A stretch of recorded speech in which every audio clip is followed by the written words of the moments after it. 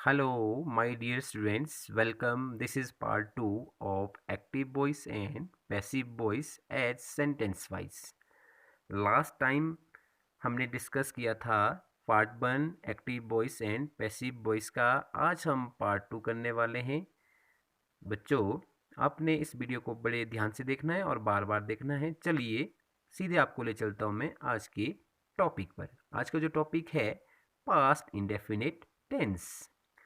सबसे पहले past indefinite tense का कौन सा पार्ट करेंगे हम? Simple past. Simple past tense है, इसके रूल्स। सबसे पहले सब्जेक्ट प्लस वर्ब की कौन सी फॉर्म की? Second form of verb plus object. ऐसे सेंटेंस को हम कैसे चेंज करेंगे पैसिव वॉइस में? बिल्कुल से देखिए, सबसे पहले ऑब्जेक्ट, फिर वॉज, फिर वर, फिर वर्ब की थर्ड फॉर्म प्लस सब्जेक्ट।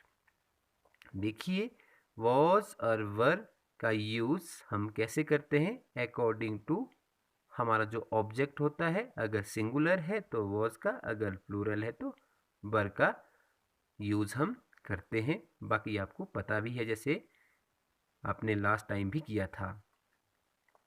चलो हम कुछ इसके एग्जाम्पल्स देखते हैं। She wrote a letter. इसको हम सबसे पहले कैसे पहचानेंगे कौन सा टेंस है? ये है हमारा कौन सा टेंस? पास्ट टेंस है। कौन सा? Past indefinite. कैसे देखा हमने? मेन वर्ब हमारे पास रोट है। She wrote a letter. यहाँ पर सबसे पहले क्या कर दिया हमने पैसिव वॉइस में? A letter was written by her. A letter के बाद हमने वॉज लगाया क्योंकि a letter is singular, so we used here was. फिर third form of verb written by her. Second one is he took tea in the afternoon.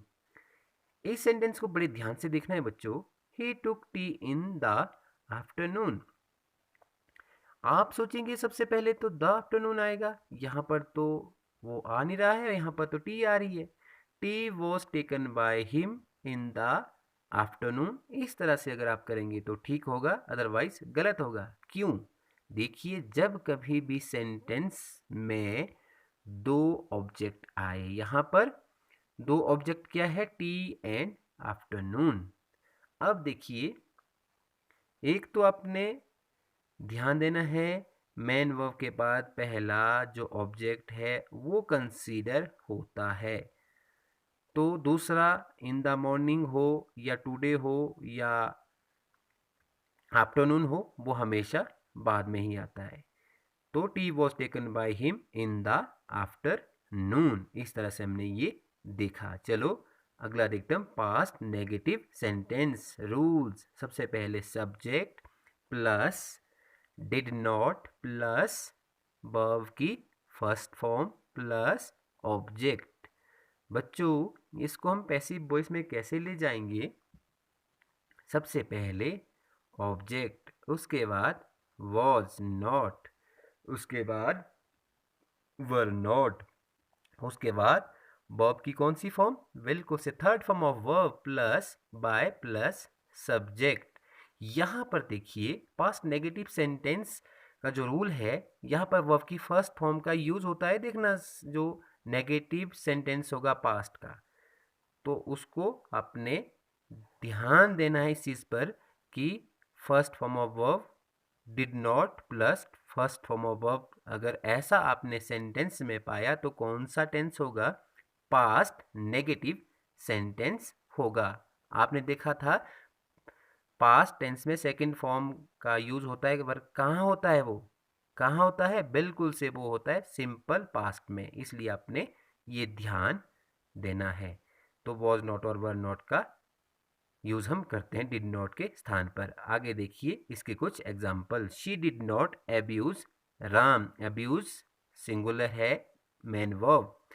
Ram was not abused by her. Ram was, ram is a singular, so we used here was helping verb. After that, not abused by her.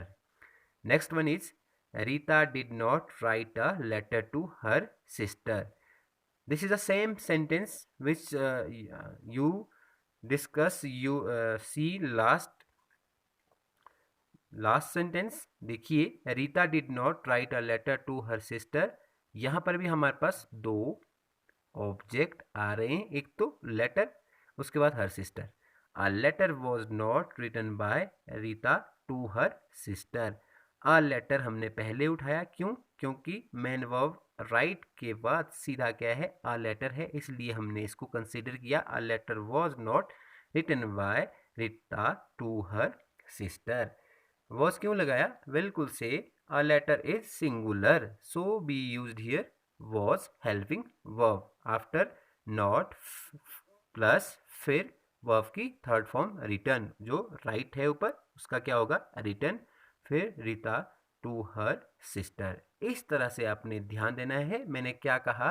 Last same as like sentence we have almost discussed, we have almost exercise. इस तरह का हमने question देखा है, exercise किया है, जहां हमने देखा कि भी हमारे पास दो ऑब्जेक्ट थे. हमने किसको कंसिडर किया?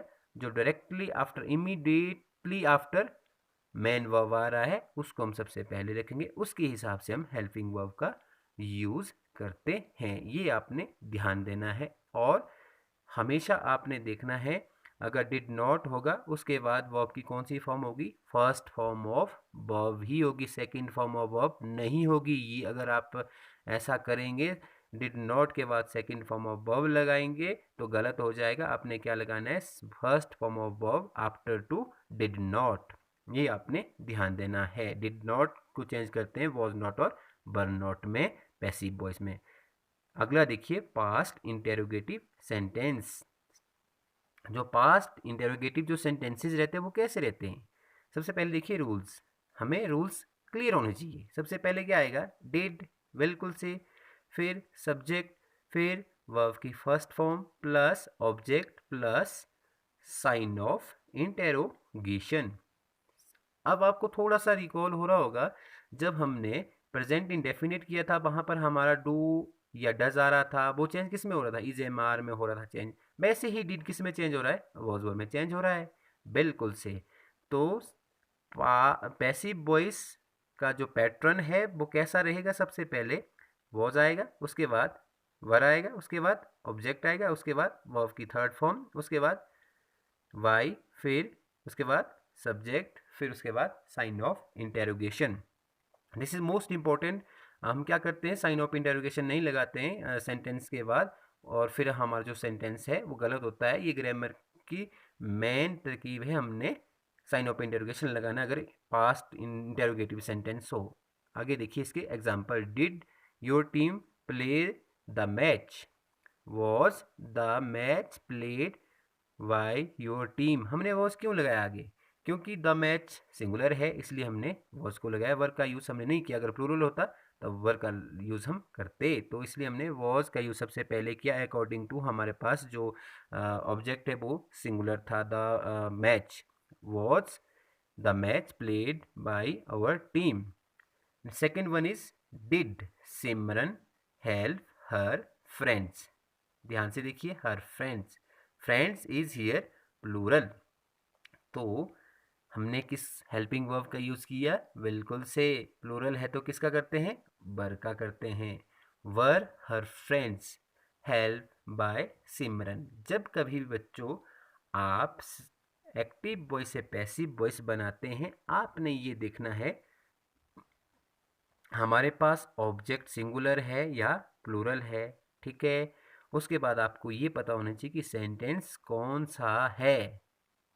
अगर आपने सेंटेंस को अच्छे से पहचाना तभी आप उसको अच्छे से उस एग्जैक्ट फॉर्म में कर सकते हैं. अदरवाइज आपका जो सेंटेंस होगा. और दूसरी बात, आप साइन ऑफ इंटेरोगेशन नहीं लगाते हैं. अगर आप ऐसा करते हैं तो आपका जो पूरा जो सेंटेंस है वो गलत हो जाएगा, क्योंकि साइन ऑफ इंटेरोगेशन लगाना बहुत ही ज़रूरी है अगर इंटेरोगेटिव सेंटेंस हो.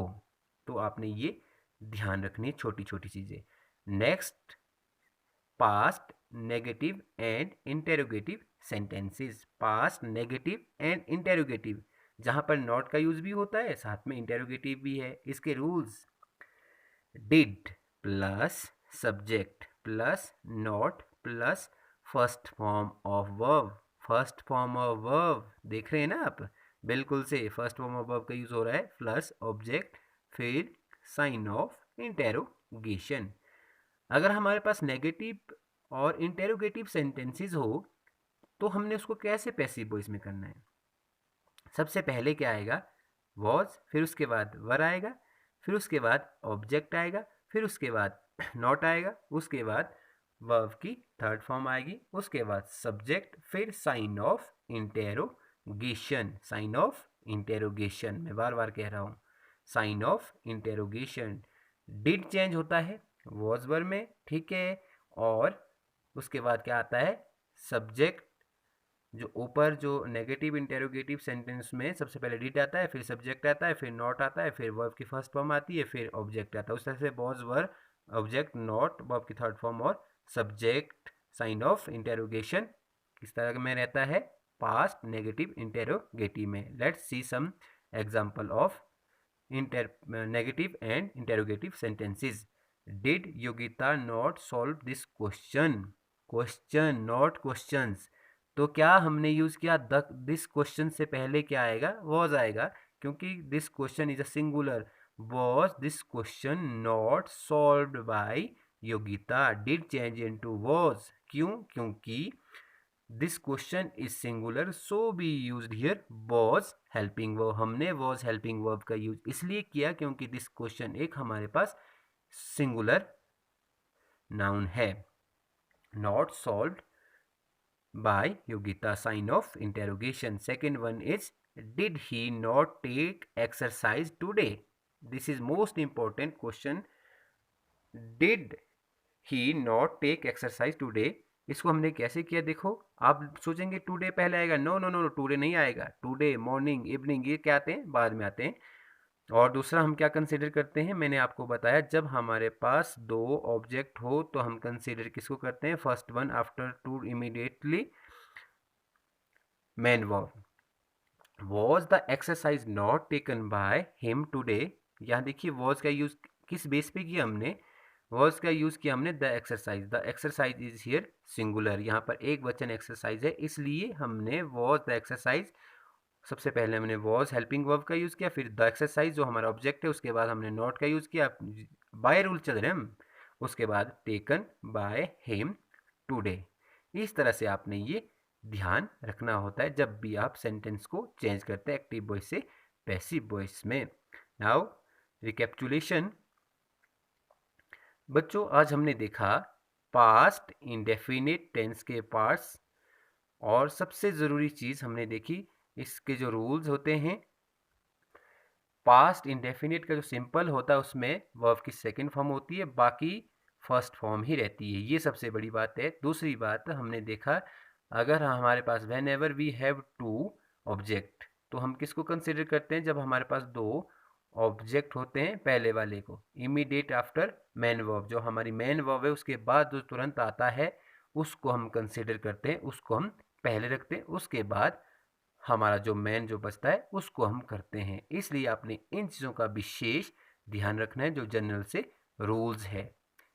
Thank you for watching the video. Please stay home, stay safe of deadly COVID-19. Have a nice day. Thank you.